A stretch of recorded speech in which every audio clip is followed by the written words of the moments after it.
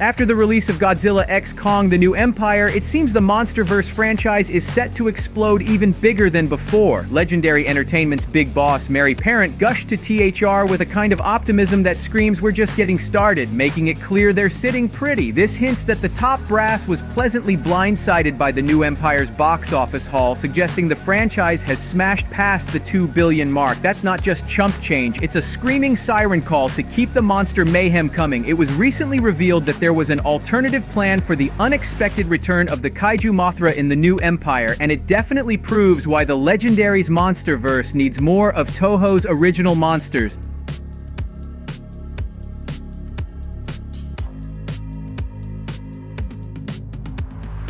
In Godzilla x Kong: The New Empire, Mothra is awakened by Gia, who replaces Mothra's traditional twin priestesses and acts as a peacemaker between Godzilla and Kong. It's Godzilla's trust and respect for her that convinces the monster to ally with Kong against their common enemy, King Scar. However, Mothra's return was far from guaranteed. In fact, director Adam Wingard had planned to introduce a new monster, Phosphora, to take Mothra's place as the peacemaker between Kong and Godzilla if it turned out that Legendary couldn't use the giant moth again. Wingard explained that the plan was always to use Mothra, and his reasoning speaks to why the MonsterVerse would benefit from incorporating more classic monsters. The director cleared up some rumors that Phosphora was replaced due to unsuccessful test screenings. He shared that the original plan had always been Mothra. To effectively bridge the significant divide between Godzilla and Kong, their common ally needed to be Mothra due to her relationship with Godzilla. Since her debut in the classic 1961 Toho movie titled Mothra, she has almost been called the Queen of the Monsters, being Godzilla's closest ally. Both monsters traditionally acted as protectors of the Earth and humanity. Mothra and Godzilla share a symbiotic relationship. While it's not love in the traditional sense, the two monsters assist each other and share a common goal: to protect the planet from evil titans. Gia's ability to telepathically communicate with Mothra and use sign language with Kong means that there's an inherent understanding between the two Titan defenders. Mothra was always meant to be the only Titan who could effectively communicate with Godzilla,